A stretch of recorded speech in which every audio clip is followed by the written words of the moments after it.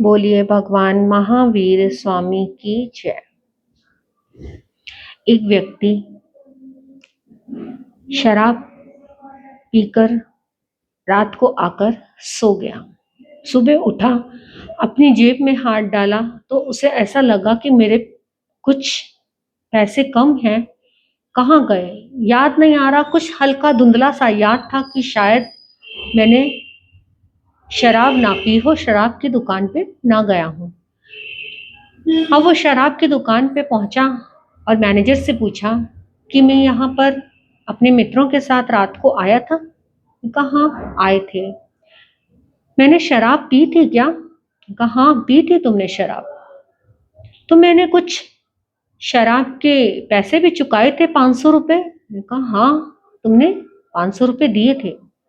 क्यों, क्या हुआ? कहा नहीं नहीं, मैं कंफर्म करना चाहता था कि मैंने शराब के ही पैसे चुकाए थे या वो पैसे मैंने किसी गरीब को तो नहीं दे दिए, कहीं कहाँ चले गए। एकदम सुनकर वो भी हैरान हो गया कि देखो क्या इंसान है। तो ये इंसान किस चीज में? शराब के नशे में। तो उसमें शराब के नशे में कुछ भी सोचने लगा, उसकी शराब के लिए तो उसने पैसे बर्बाद किए, तो उसको कुछ दुख नहीं हुआ। लेकिन दुख किस चीज का हुआ कि मैंने कहीं किसी गरीब को तो नहीं दे दिए। तो इंसान कैसा है, ये कैसी सोच है। आज इंसान यही सोच रहा है, मोह में अंधा होकर इसी चीज में डूबा हुआ है।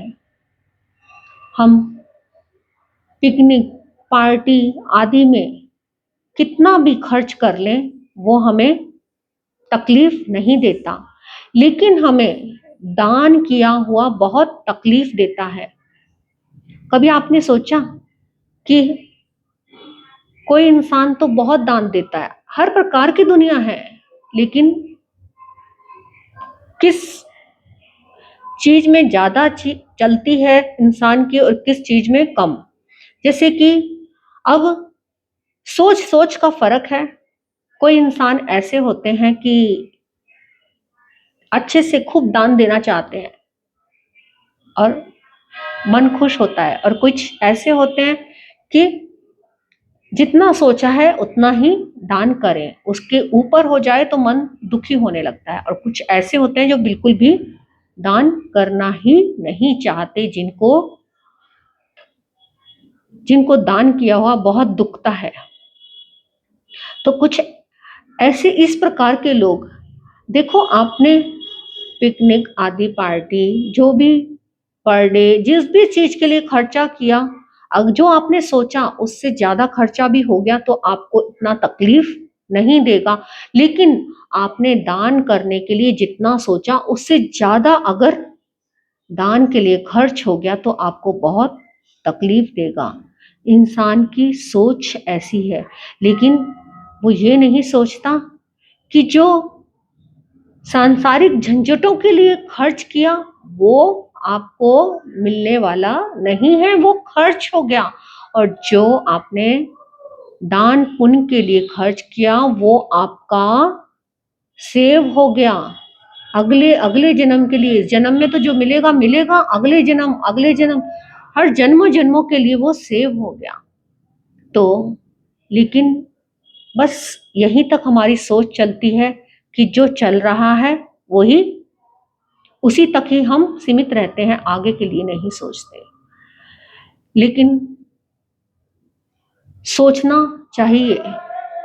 देखो इंसान समय के लिए, हर चीज के लिए कैसे सोचता है। आप सामायिक करने बैठे, प्रतिक्रमण करने बैठे, 1 घंटे के लिए सामायिक करने बैठे। अब सोचा था कि 1 घंटे में प्रतिक्रमण पूरा हो जाएगा, अगर वो प्रतिक्रमण 1 घंटे में पूरा ना होकर ज्यादा देर लग गई तो आप विचलित हो जाएंगे ना विचलित।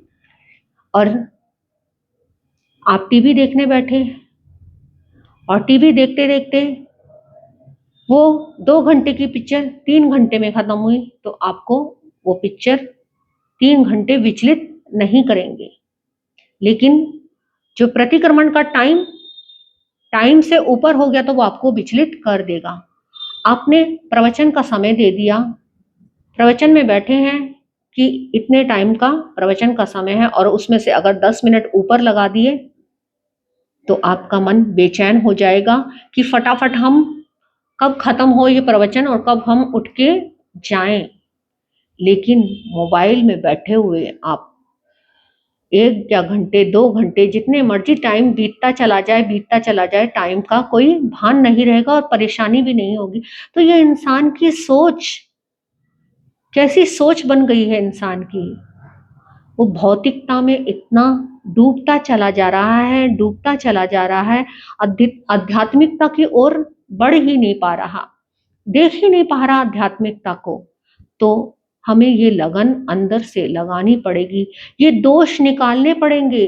जब इंसान को क्रोध आता है तो भान नहीं रहता, वो क्रोध बुरा नहीं लगता।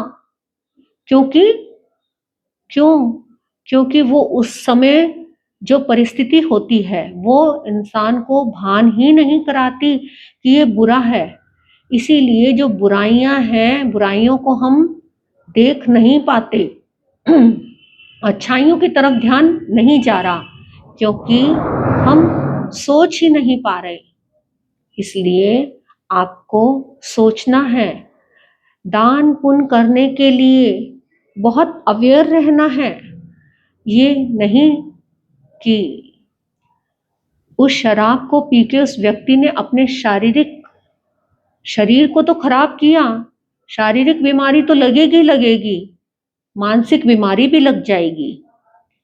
लेकिन वो दान किया हुआ वो दुखने लग जाता है, वो तो तुम्हारे जन्मों जन्मों को संवारने वाला है। तो अपने जीवन को संवारेंगे, अपनी सोच को बदलें, अपनी मानसिकता को बदलें। अगर मानसिकता बदल जाएगी तो हम अपने आप ही धर्म के मार्ग पर आगे बढ़ने लग जाएंगे। और जब धर्म का मार्ग मिलेगा, आगे बढ़ेंगे तो हमारा कल्याण हम अवश्य होगा। तो इसी के साथ मैं अपने वक्तव्य को यही विराम दूंगी। ओम शांति, ओम शांति।